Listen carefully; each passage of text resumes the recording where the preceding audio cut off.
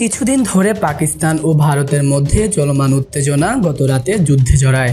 রাত গভীরে ভারতীয় সামরিক বাহিনী পাকিস্তানের মুজাফফরাবাদ, কোটলি, ভাওয়ালপুর, আজাদ কাশ্মীর সহ বেশ কয়েকটি জায়গা লক্ষ্য করে ক্ষেপণাস্ত্র ছুড়ে।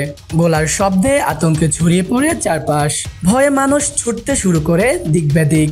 পাকিস্তানি সামরিক বাহিনী থেকে রয়টার্সকে জানায়, ভারতীয় হামলায় পাকিস্তানের 6টি এলাকায় প্রায় 26 জন নিহত হয়েছে, যার মধ্যে 3 বছর বয়সী 2 শিশু, 7 নারী রয়েছেন। তবে ভারতের পাল্টা হামলায় জবাব দিয়েছে পাকিস্তান। ভারতীয় 5টি যুদ্ধ বিমান ভূপাতিত করেছে বলে জানিয়েছে পাকিস্তানি সেনারা।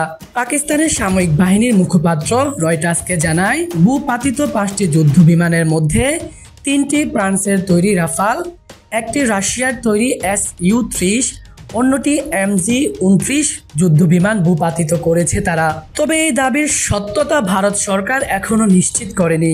পাকিস্তানের প্রধানমন্ত্রী শেহবাজ শরীফ বলেছেন, ইসলামাবাদ ভারতীয় হামলার জবাব দিচ্ছে তার দেশের সেনারা, এবং কঠোর হুঁশিয়ারি দিয়েছেন মোদী সরকারকে।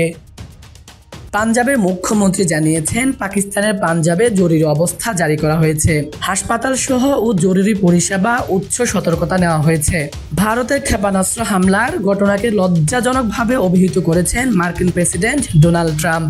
তিনি আরও বলেন, খুব দ্রুত এই সংঘাত বন্ধ হবে বলে তিনি আশা করছেন।